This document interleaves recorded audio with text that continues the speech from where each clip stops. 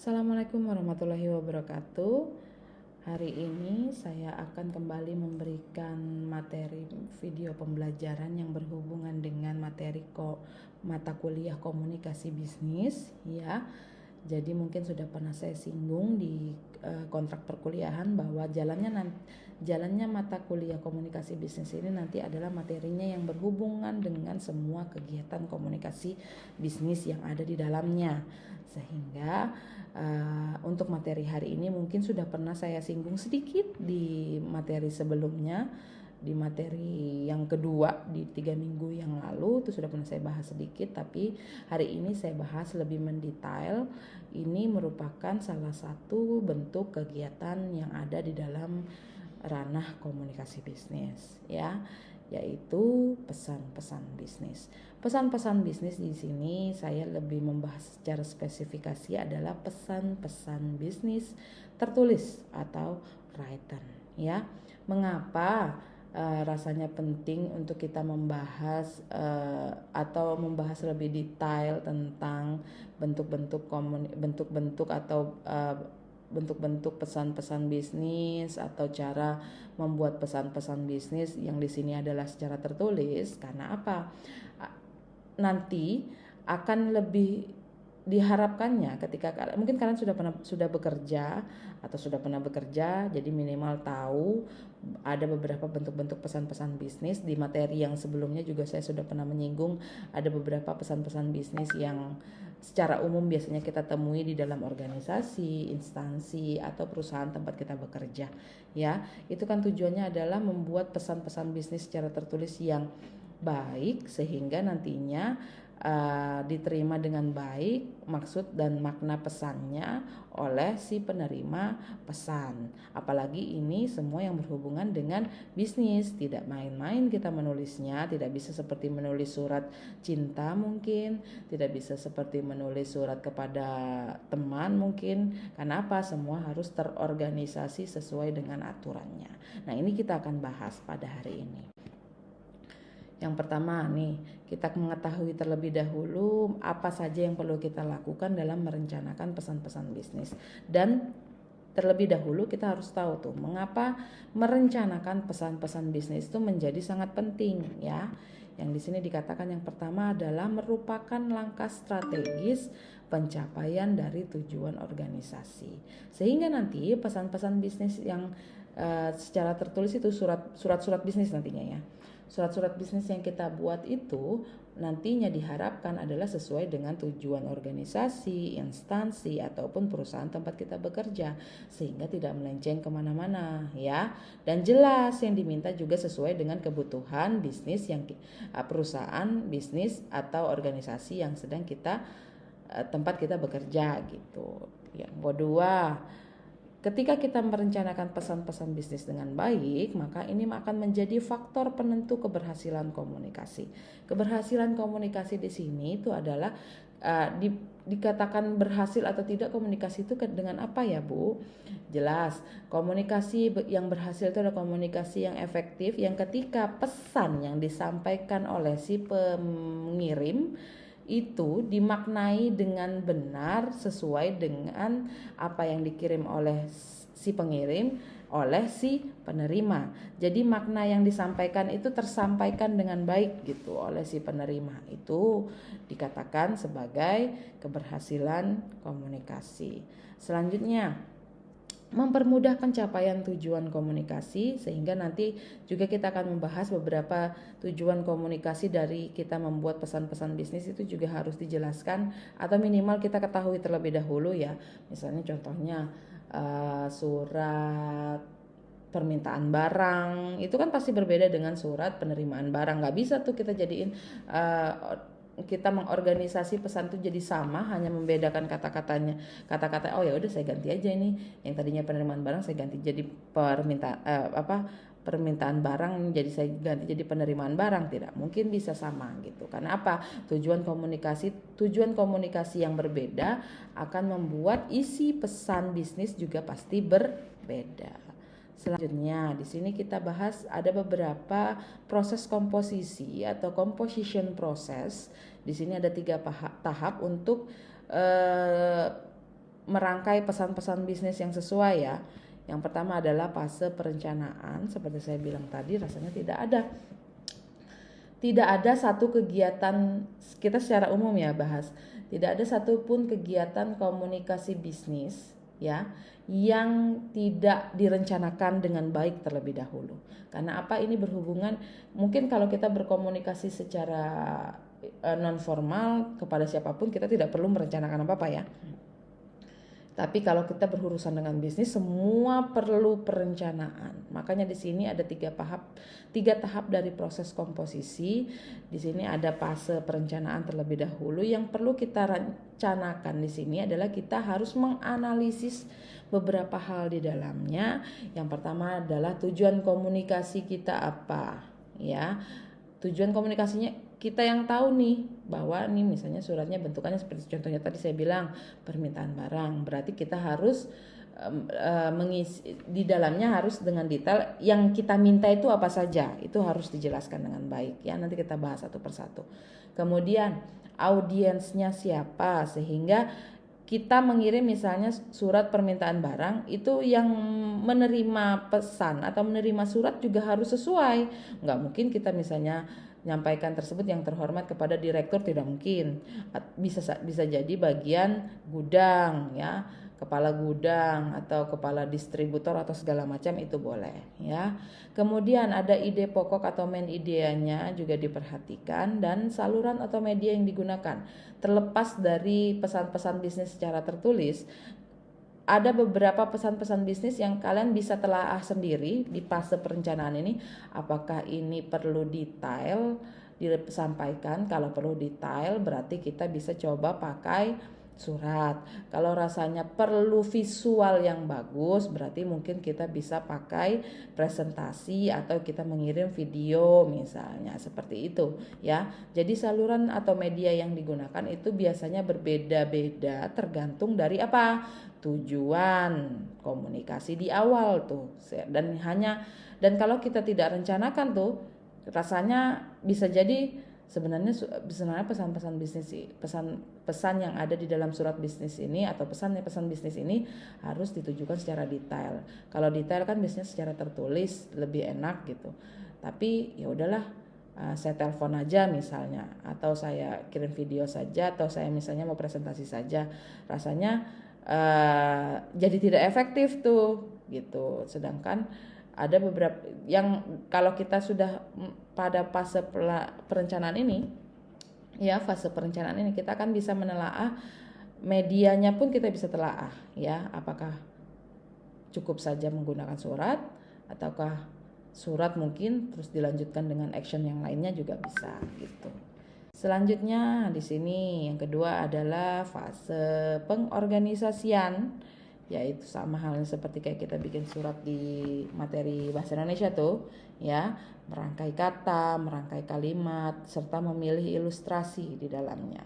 Kemudian ada fase revisi atau revisi, ini di sini dikatakannya itu menelaah kembali maksud dan isi pesan, sehingga sisi substansi pesan, gaya penulisan pesan, dan struktur kalimat yang ada di pesan bisnis tersebut semua sudah benar gitu. Jadi setelah direncanakan, kemudian kita organisasi tuh, kita tulis, kita ketik, atau misalnya kita buat presentasinya dan segala macamnya, maka nanti sebelum kita tampilkan atau sebelum kita sampaikan, kita revisi dulu sehingga kita bisa memastikan bahwa oh ini misalnya gaya penulisannya sudah sesuai, karena disesuaikan dengan siapa? Di awal tuh di fase perencanaan dengan audiensnya dan segala macam ya. Isinya juga harus direvisi kembali, apakah sudah benar, apakah tidak ada kesalahan penulisan dan segala macamnya. Selanjutnya di sini menentukan tujuan pada fase perencanaan ya, atau planning phase tadi. Di fase perencanaan adalah menentukan tujuan. Di sini dengan beberapa hal ini kalian bisa menentukan tujuan dari pembuatan pesan-pesan bisnis yang kalian nanti lakukan ya.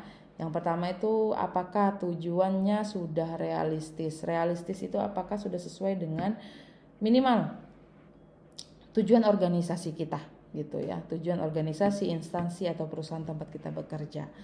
Kalau misalnya permintaan barang,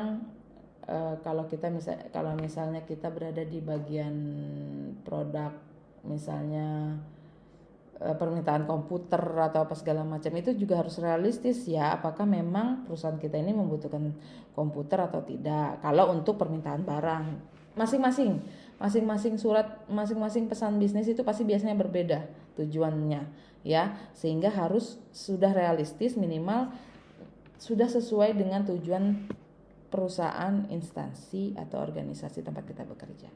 Waktunya sudah tepat belum ya? Waktunya ini di sini jelas ya. Misalnya kita mau contoh, misalnya kita mau buat proposal, kita mau mengirimkan proposal bisnis ya. Proposal bisnis itu masuk juga kepada pesan-pesan bisnis. Permintaan proposal itu kan biasanya permintaan dana ya.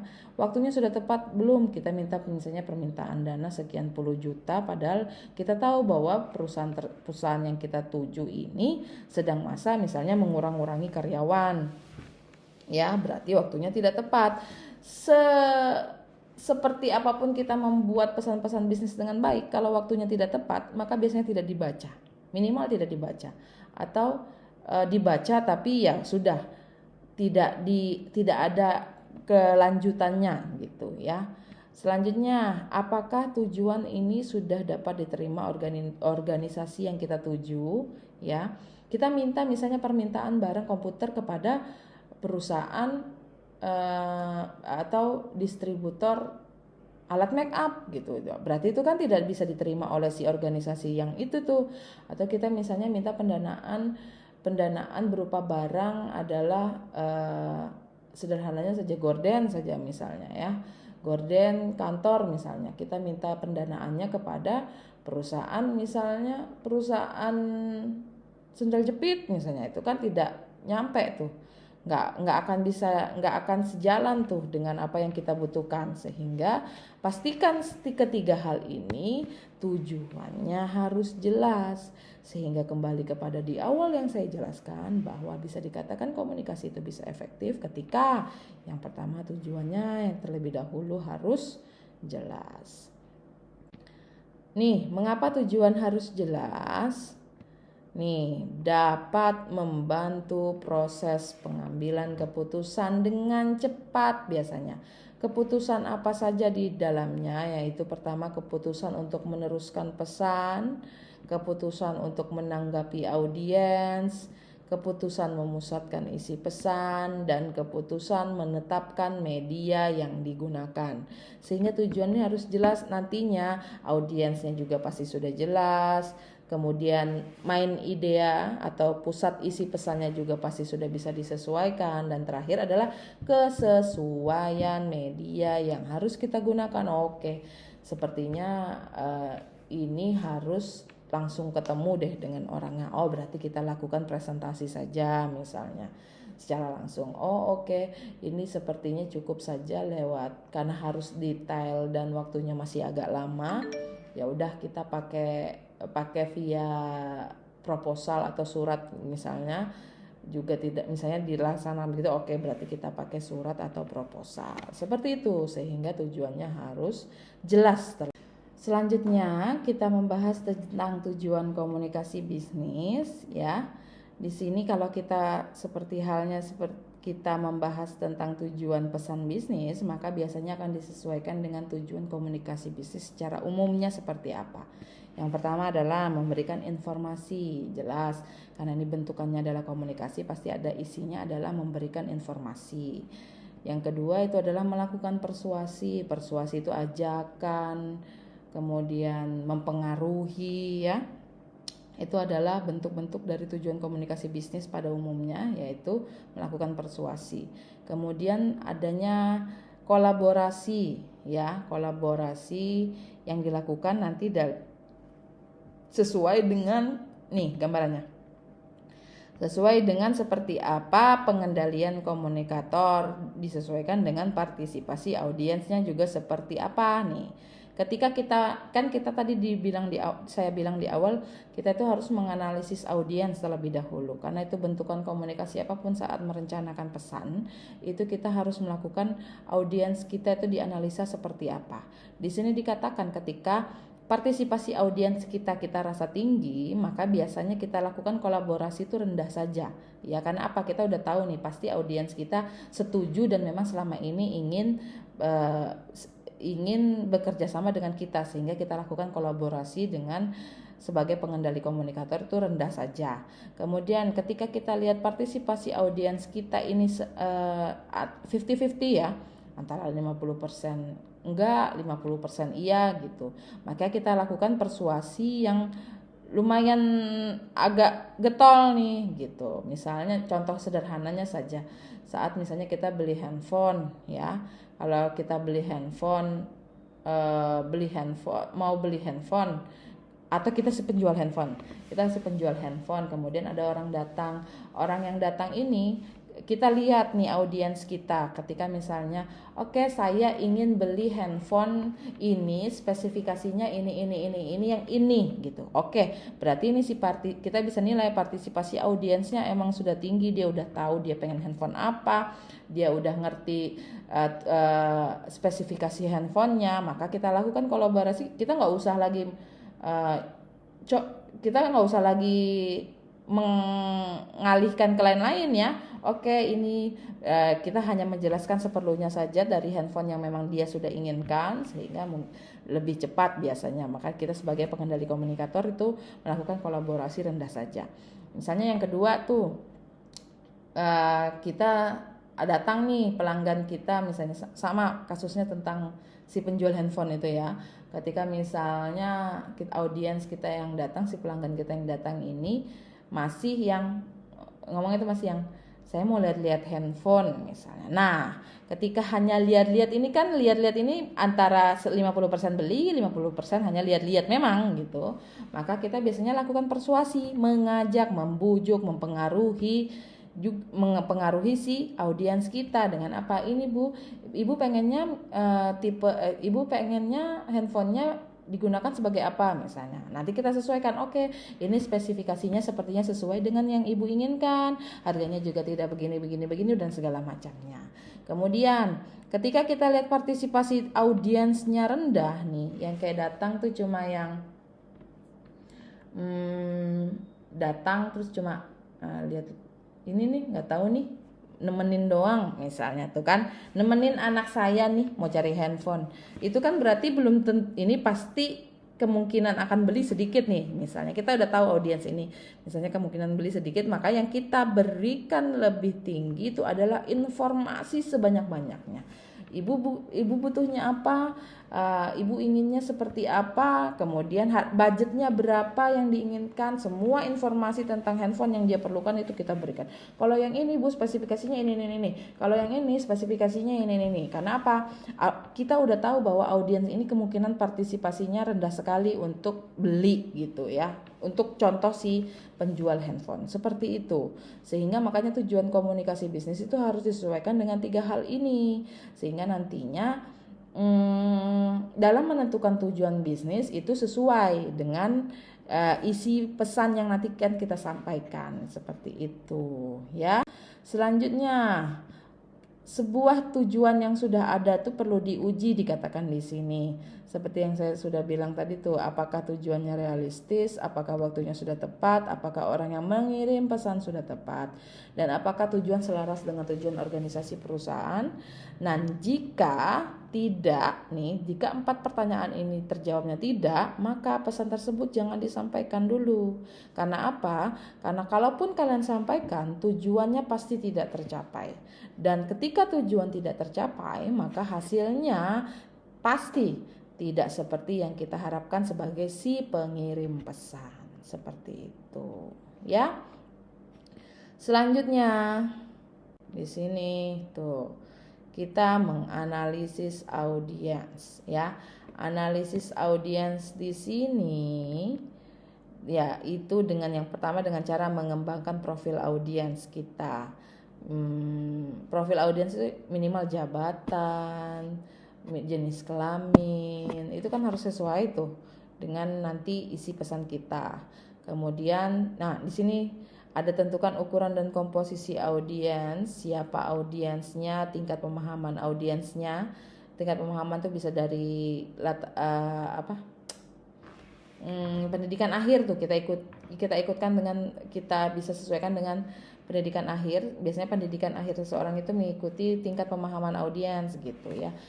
Apalagi kalau kita misalnya melakukannya secara langsung, berbicara secara langsung, itu akan harus mengikuti bahwa audiens kita hari ini adalah pelanggannya ibu-ibu semua, maka nggak mungkin kita menggunakan bahasa-bahasa yang berat ya. Kita mau mempresentasikan sebuah produk yang isi audiensnya pasti rata-rata ibu-ibu semua, maka kita gunakan bahasa-bahasa yang sesuai dengan tuh hubungan komunikator dengan audiens. Kita menggunakan bahasa-bahasa yang sesuai dengan yang bisa diterima oleh si audiens kita. Misalnya jokes-jokesnya juga jokes ala ibu-ibu, misalnya dengan menyelipkan sinetron atau apa gitu, itu bisa kita lakukan ya. Kemudian nih, ada beberapa hal yang bisa kita lakukan untuk memuaskan audiens akan keputusan informasi yang kita berikan, yaitu yang pertama kita harus temukan atau cari apa yang diinginkan oleh audiens sehingga kita memberikan informasi memang sesuai dengan yang mereka inginkan, bukan yang kita melenceng kemana-mana sehingga butuh itu tuh. Ada ya beberapa, misalnya kalian ikut seminar atau apa gitu, berharapnya apa, sudah punya ekspektasi apa, ternyata informasi yang didapat itu tidak sesuai dengan ekspektasi. Nah itu ya, makanya kita menganalisis audiens, tujuannya adalah untuk mencari tahu apa yang diinginkan oleh audiens sehingga nantinya informasi yang kita berikan pun harus sesuai dengan yang diinginkan. Kemudian antisipasi pertanyaan yang kemungkinan tidak diungkapkan, misalnya pasti nanti nih ibu-ibu itu dalam hatinya mungkin ada beberapa yang tidak mau bertanya mungkin, tapi pasti ini pertanyaan-pertanyaan yang pasti terselip di otaknya dia. Sebelum itu ditanyakan, kita jelaskan terlebih dahulu sehingga kembali kepada informasi, bahwa informasi itu semua lengkap gitu. Berikan semua informasi yang diperlukan, itu jelas, dan pastikan informasi ini harus akurat ya, tidak mengada-ngada, sesuai dengan yang memang misalnya kayak kita bahas tentang spesifikasi handphone, berarti pastikan bahwa informasinya juga harus sesuai yang memang ada gitu. Kalau nggak ada, kita ada-adain, itu bisa jadi informasinya tidak akurat. Dan selanjutnya kita tekankan pada ide-ide menarik yang bagi audiensnya apa. Nah contohnya itu seperti itu ya. Kita misalnya membahas tentang misalnya kita lagi mempresentasikan sebuah barang panci misalnya, maka kita misalnya ini pernah digunakan oleh artis ini dan memang selalu gini-gini. Makanya sekarang banyak produk-produk makanan ya itu membrand ambasadorkan seorang artis. Karena apa? Biasanya memang audiens kita itu lebih tertarik dengan sesuatu yang misalnya memang pernah dipakai oleh pesohor atau memang seolah-olah digunakan oleh pesohor tertentu gitu ya. Itu untuk memuaskan beberapa hal untuk memuaskan audiens. Kemudian nih, memuaskan kebutuhan motivasional audiens. Kalau tadi informasi, ini motivasional audiens. Contohnya motivasi agar audiens mau mengubah perilaku atau keputusan. Karena audiens kita yang mendengar itu belum tentu 100% memang tujuannya adalah untuk menerima informasi tersebut, sehingga kita harus tekankan untuk yang tidak ingin pun harus bagaimana ceritanya kita harus mengubahnya menjadi termotivasi untuk mengikuti apa yang kita sarankan gitu ya. Karena di sini nih ada kecenderungan bahwa audiens tidak mau mengubah sesuatu dengan hal yang lebih baru. Untuk itu dapat dilakukan beberapa hal, yaitu pertama memberikan argumentasi yang sifatnya rasional, masuk akal dan dapat diterima akal pikiran oleh audiens kita, dan bisa melakukan pendekatan emosional terlebih dahulu. Kenapa tas Hermes, tas Chanel dan segala macamnya itu bisa bahkan 150 juta ada yang beli atau dan segala macam, itu kan melakukannya hanya mungkin si pembeli bisa memuaskan kebutuhan motivasional audiens dengan melakukan pendekatan emosional pendekatan emosi yang berteman terlebih dahulu, WA-WA-an, nanyain kabar mungkin, tapi tidak langsung nanyain kabar hari itu terus kemudian langsung kita todong mau beli nggak ini, enggak. Biasanya dia sudah melakukan pendekatan agak lala bersahabat atau memberikan treatment makan dulu dan segala macam. Itu bisa dilakukan untuk beberapa kasus tertentu ya. Dan bagaimana Bu cara menentukan bahwa kita perlu melakukan pendekatan emosi seperti apa Bu? Ya itu harus ditentukan atau disesuaikan dengan tujuan yang sudah kalian bahas dan sudah kalian lakukan di awal tuh. Tujuan apa tadi? Tujuan pesan-pesan bisnis di awal, sehingga nanti bisa menganalisa kita perlu melakukan pendekatan emosi yang seperti apa. Selanjutnya masih di fase perencanaan, itu ada penentuan ide pokok atau main idenya harusnya seperti apa. Dengan melakukan identifikasi terhadap beberapa hal ini bisa kalian lakukan, yaitu dengan cara brainstorming atau teknik curah pendapat, memberikan keleluasaan pikiran kita untuk sekreatif mungkin mencari berbagai kemungkinan. Itu brainstorming bisa kita lakukan ya. Jadi cari ide sebanyak-banyaknya, seluas-luasnya, sehingga nantinya berbagai kemungkinan informasi itu bisa kita sampaikan di dalamnya. Ada beberapa langkah brainstorming yang bisa dilakukan atau yang biasanya dilakukan yang pertama lewat storyteller tour ya, yaitu dengan telaah kembali pesan-pesan kemudian memfokuskannya pada alasan berkomunikasinya apa. Itu bisa menggunakan storyteller tour. Kemudian bisa juga dengan random list ya, membuat list poin-poin umum saja dulu sehingga nantinya pesan-pesan bisnis yang kita lakukan itu bisa kita kembangkan lebih lanjut gitu dengan adanya si random list ini. Kemudian CFR juga bisa nih, conclusion finding recommendation worksheet ya, yaitu dengan memberikan temuan, sama halnya bikin skripsi juga begini ya, temuan, simpulan, kemudian kita berikan rekomendasi. Atau bisa juga dengan menggunakan journalist approach ya, siapa, apa, kapan, di mana, dan bagaimana, seperti saya bilang who, what, when, where, how yang saya sudah bahas di materi pertama, itu keseluruhannya dapat menjelaskan ide pokok yang sedang kita bahas dalam pesan bisnis yang kita nanti sampaikan atau kita tulis nantinya. Kemudian ini selanjutnya menyeleksi saluran dan media. Medianya itu biasanya hanya 2, lisan atau tertulis. Kalau tertulis itu bisa dari surat, memo, proposal maupun laporan. Nih, perbedaan komunikasi lisan dan tertulis. Ketika kita berbicara tentang komunikasi lisan, kenapa kita harus kalau kita butuh sesuatu umpan balik sesegera mungkin, maka kita lakukan komunikasi secara lisan. Tapi kalau rasanya umpan baliknya, responnya tidak harus cepatnya, maka kita pakai yang tertulis seperti saya bilang tadi ya di awal. Kemudian kalau pesannya relatif sederhana saja, kita pakai lisan lewat telepon atau WhatsApp. Tapi kalau misalnya pesannya itu harus rinci, harus kompleks, terus memerlukan perencanaan yang hati-hati, maka bisa pakai proposal atau tertulis lewat surat, email, dan segala macamnya. Ya, kemudian tidak memerlukan catatan permanen, maka kita lakukan komunikasi lisan. Kalau memerlukan catatan permanen seperti kwitansi, nota, dan segala macam, maka kita pakai komunikasi tertulis. Kemudian dapat mengumpulkan audiens lebih mudah dan ekonomis, atau kita butuh audiens yang memang sangat banyak gitu, ya, maka kita pakai komunikasi lisan. Tapi ketika kebalik ya. Kalau lebih mudah, audiensnya lebih mudah dan lebih ekonomis, lebih ekonomis itu lebih hemat gitu, pakai lisan. Tapi kalau untuk mencapai audiens yang lebih luas, itu bisa pakai komunikasi tertulis seperti baliho, spanduk, pamflet, dan segala macam.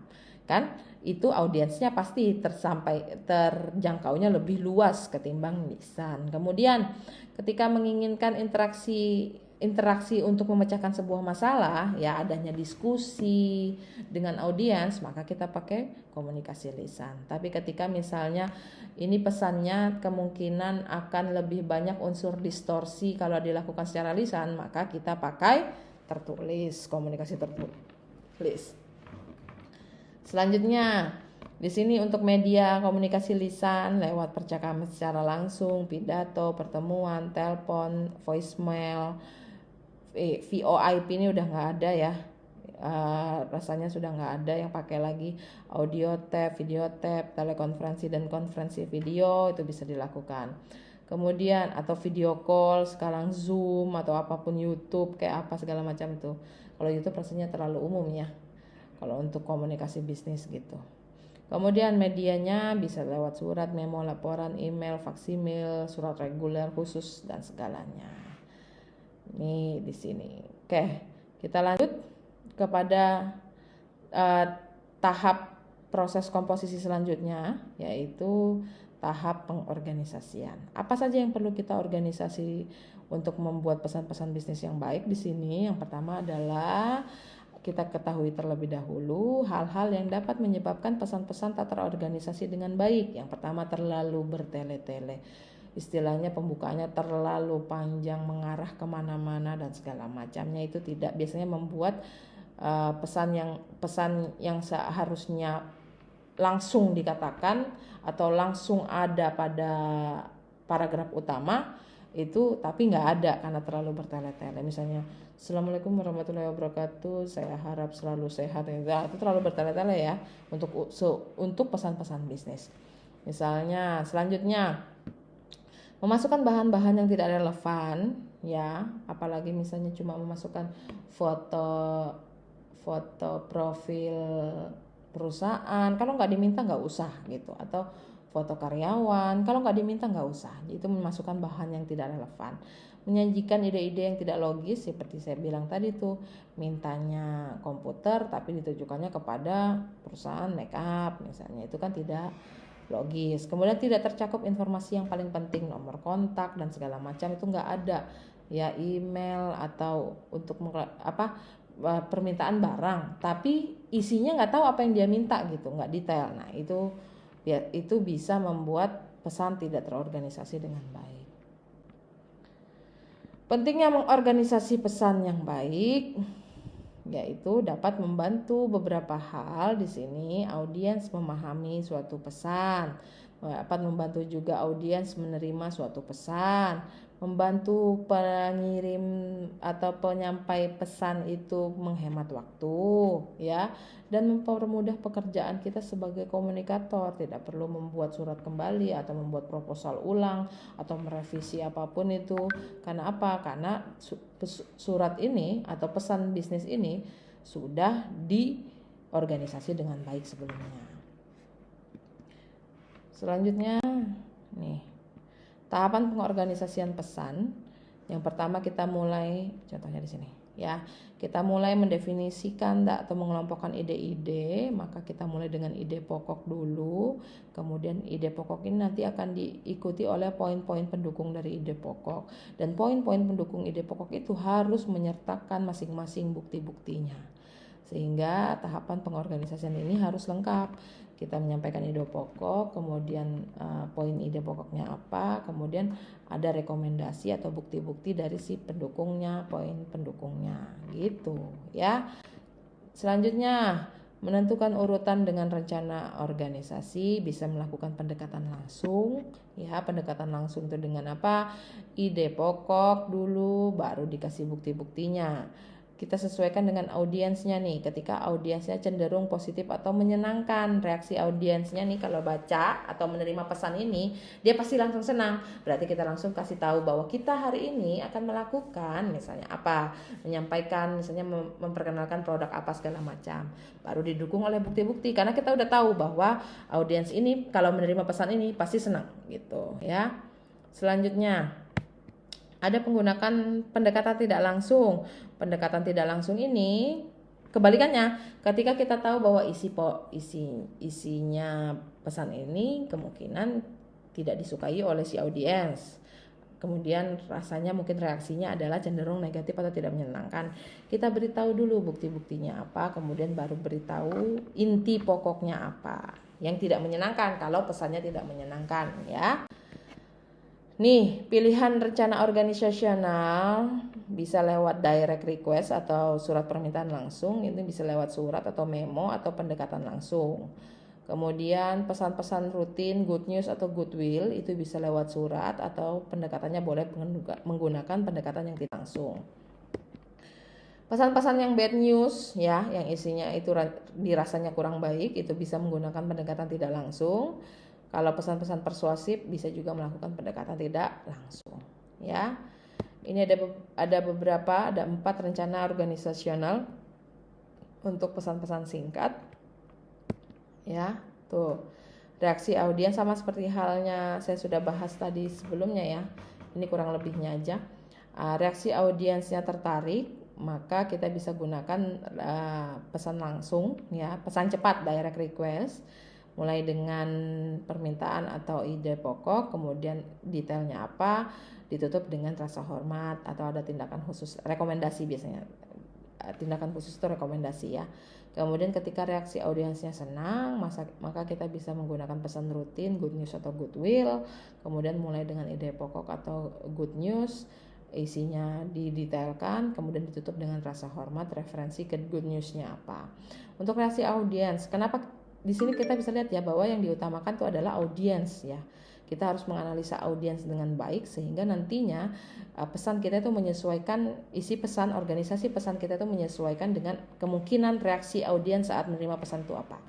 Di sini reaksi audiens itu tidak senang, bad news, rencana organisasional adalah bad news, pernyataan netral sebagai transisi ke bad news. Mulai dengan pernyataan netral dulu, baru kita beritahu bad newsnya apa, dan nanti ditutup dengan rasa hormat ya. Kemudian reaksi audiens tidak tertarik, maka rencana organisasionalnya adalah kita lakukan pesan persuasif lebih tinggi ya. Mulai dengan pernyataan-pernyataan yang dirasa langsung mengundang perhatian. Kemudian isinya adalah tumbuhkan hasrat audiens dan ditutup dengan perlunya adanya tindakan dan segala macam. Kita beri diskon dan segala macam. Nanti saya akan beri contoh, saya kirimkan untuk beberapa pesan-pesan bisnis ya, yang baik, terorganisasi dengan baik, sehingga nanti kalian bisa perhatikan dan bisa kalian sesuaikan dengan materi yang hari ini saya berikan. Mungkin sampai di sini materi yang saya sampaikan. Untuk tugas nanti saya mungkin akan beritahu kepada ketua tingkat ya atau sekretaris. Saya akhiri. Assalamualaikum warahmatullahi wabarakatuh.